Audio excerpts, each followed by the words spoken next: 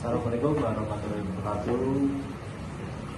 Di sini saya dan teman-teman dari kelompok 18 akan mempresentasikan hasil kerja kelompok kami. Yang pertama, perkenalkan nama saya Ahmad Rohman, ini belakang 293.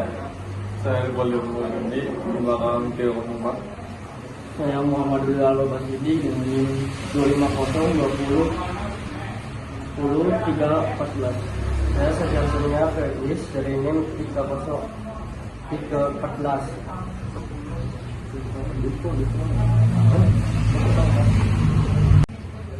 Ya, yang pertama penjelasan marketing. Marketing adalah proses pemasaran produk atau jasa menggunakan media digital, khususnya internet, dengan memanfaatkan berbagai platform seperti website, media sosial, email, dan mesin pencari perusahaan. Dapat berinteraksi secara langsung dengan konsumen. Oleh karena itu, analisis terhadap marketing menjadi penting untuk memahami efektif strategi yang digunakan. Yang kedua, pengertian marketing. Marketing adalah segala bentuk aktivitas pemasaran yang dilakukan melalui media elektronik, terutama internet. Marketing mencakup berbagai kegiatan seperti promosi online, perikanan digital, pemasaran melalui media sosial, email marketing, dan optimasi mesin pencari SEO. Menurut Capai 2019, marketing merupakan penggunaan teknologi digital untuk mencapai tujuan pemasaran serta mendukung konsep pemasaran modern. Yang ketiga, pengertian marketing menurut para ahli. 1. Counter dan counter. Menurut Counter Keller 2013 dalam bukunya yang terbit pada tahun 2013 menjelaskan pengertian marketing sebagai cara pemasaran yang dilakukan. Yang kedua, Goher 2010. Menurut Goher, marketing dapat diartikan sebagai sebuah filosofi dan taktik modern yang berhubungan dengan pemasaran barang, jasa, informasi, dan ide melalui internet dan media elektronik lainnya.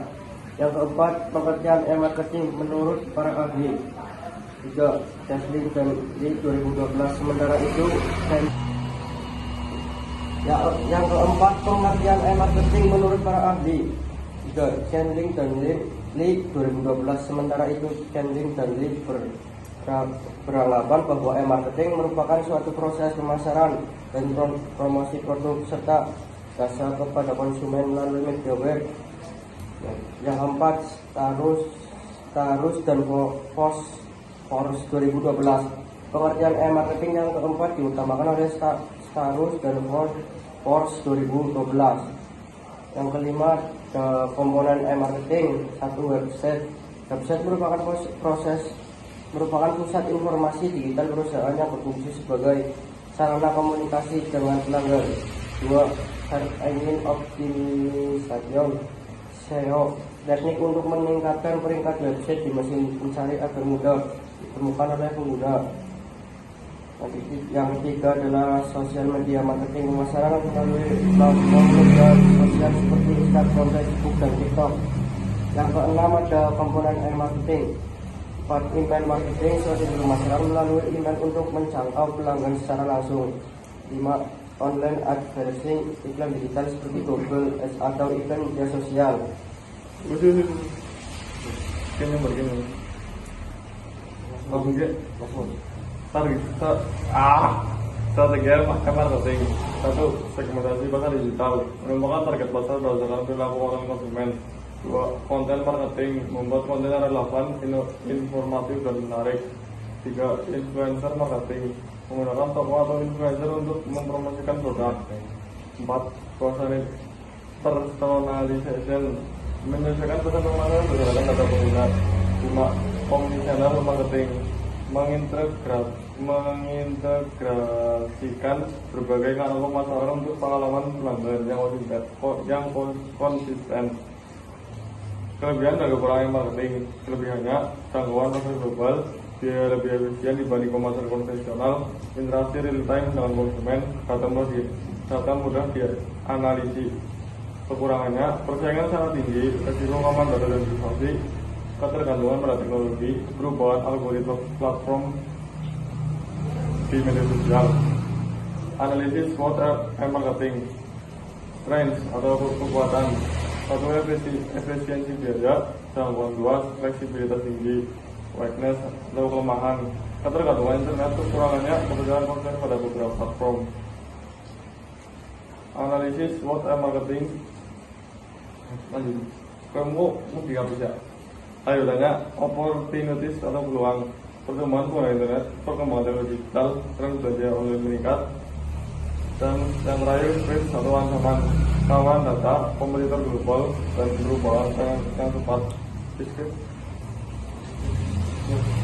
Apa ya? Oh iya Koni.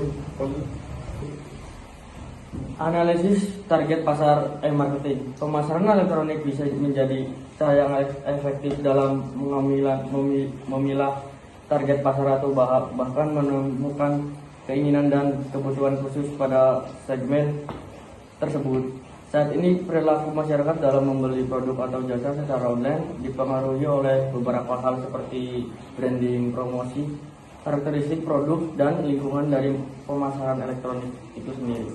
Analisis target pasar marketing sebagai itu dalam memiliki platform yang digunakan untuk memasarkan produk secara online tidak bisa sembarangan produsen yang menargetkan milenial sebagai target pasar mau tidak mau harus memanfaatkan media sosial seperti Instagram, Facebook, TikTok, dan lainnya untuk memperjualkan secara online.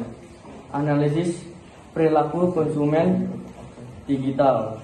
Perilaku konsumen digital berbeda dengan konsumen konvensional. Konsumen cenderung mencari informasi produk secara online sebelum membeli, membandingkan harga dengan mudah, membaca ulasan review produk, lebih tertarik pada visual dan konten interaktif.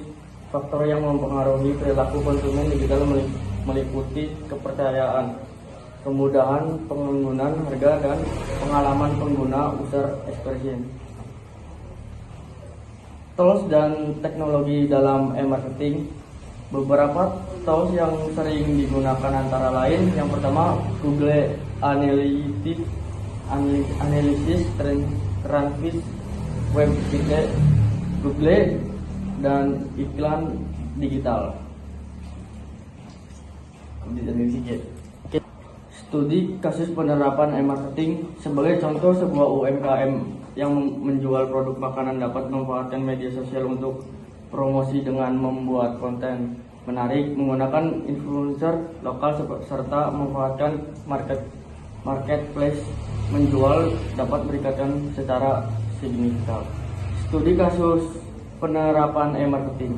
Langkah-langkah e-marketing yang dilakukan, yang pertama pembuatan akun media sosial UMM untuk menggunakan Instagram dan TikTok untuk mempromosikan produk. Kedua, memanfaatkan marketplace produk dijual melalui platform e-commerce seperti Shopee dan Tokopedia. Studi kasus penerapan e-marketing. Yang ketiga, menggunakan influencer lokal. UMKM bekerja sama dengan food blogger lokal untuk meningkatkan kepercayaan dan awareness produk. Studi kasus penerapan e-marketing. Yang kelima, penerapan SEO sederhana menggunakan kata kunci populer dalam deskripsi produk agar mudah ditemukan di pencarian marketplace.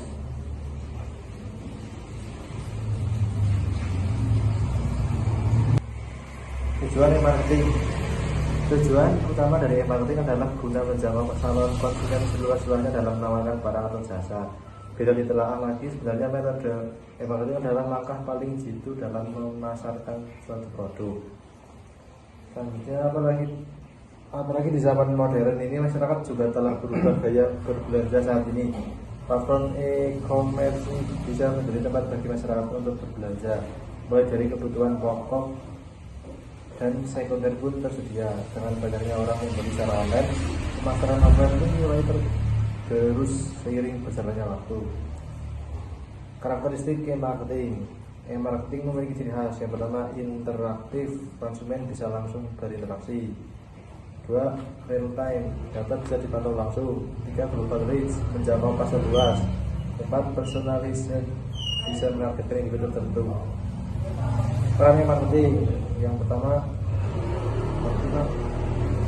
brand awareness, brand awareness, yang kedua peluncuran dan promosi produk, ketiga penelitian pasar.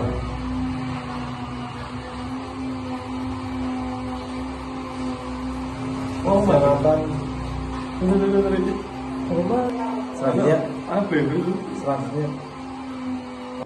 Selanjutnya persyaratan bekerja marketing. Yang pertama kemampuan komunikasi yang baik, kedua pengetahuan produk, ketiga pendidikan dan latar belakang, keempat kemampuan negosiasi. Yang terakhir ada kesimpulan. Marketing merupakan strategi penting di era digital karena mampu meningkatkan efektivitas dan memperluas jangkauan pemasaran. Dengan penerapan yang tepat, marketing dapat memberikan keunggulan kompetitif bagi perusahaan. Oleh karena itu, pelaku bisnis perlu terus beradaptasi dengan perkembangan teknologi, mengelola risiko, serta melakukan evaluasi dan inovasi strategi secara berkala. Demikian kelompok dari kelompok 18 dari kami. Cukup sekian. Assalamualaikum Wassalamualaikum warahmatullahi wabarakatuh.